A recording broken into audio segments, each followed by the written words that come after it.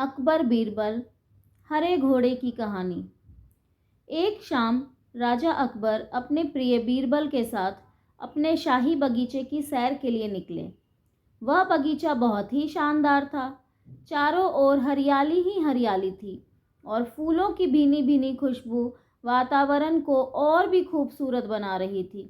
ऐसे में राजा को जाने क्या सूझा कि उन्होंने बीरबल से कहा, बीरबल, हमारा मन है कि हम हरे भरे बागीचे में हम हरे घोड़े पर बैठकर घूमें। इसलिए मैं तुम्हें आदेश देता हूँ कि तुम 7 दिनों के अंदर हमारे लिए एक हरे घोड़े का इंतज़ाम करो। वहीं अगर तुम इस आदेश को पूरा करने में असफल रहते हो तो तुम कभी भी मुझे अपनी शक्ल मत दिखाना। इस बात से राजा व बीरबल दोनों वाकिफ थे कि आज तक दुनिया में हरे रंग का घोड़ा नहीं हुआ है। फिर भी राजा चाहते थे कि बीरबल किसी बात से अपनी हार स्वीकार करे। इसी कारण उन्होंने बीरबल को ऐसा आदेश दिया। मगर बीरबल भी बहुत चालाक थे।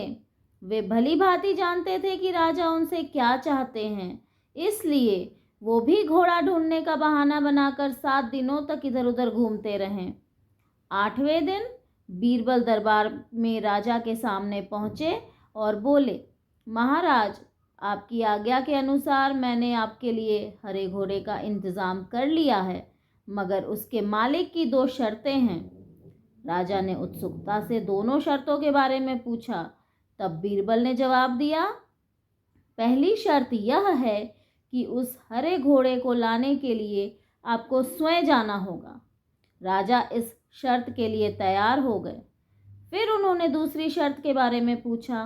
तब बीरबल ने बताया, घोड़े के मालिक की दूसरी शर्त यह है कि आपको घोड़ा लेने जाने के लिए सप्ताह के 7 दिनों के अलावा कोई और दिन चुनना होगा। यह सुन राजा हैरानी से बीरबल की ओर देखने लगे। तब बीरबल ने बड़ी सहजता से जवाब दिया, महाराज, घोड़े का मालिक कहता है कि हरे रंग का खास घोड़ा, इसे लाने के लिए उसकी यह खास शर्तें तो माननी ही होंगी।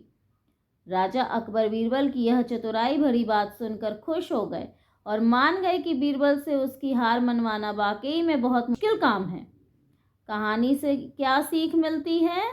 तो इस कहानी से हमें यह सीख मिलती है कि सही सूझबूझ और समझदारी के साथ नामुमकिन लगने वाले काम को भी आसानी से किया जा सकता है। तो बच्चों, कैसी लगी ये कहानी? Bye bye.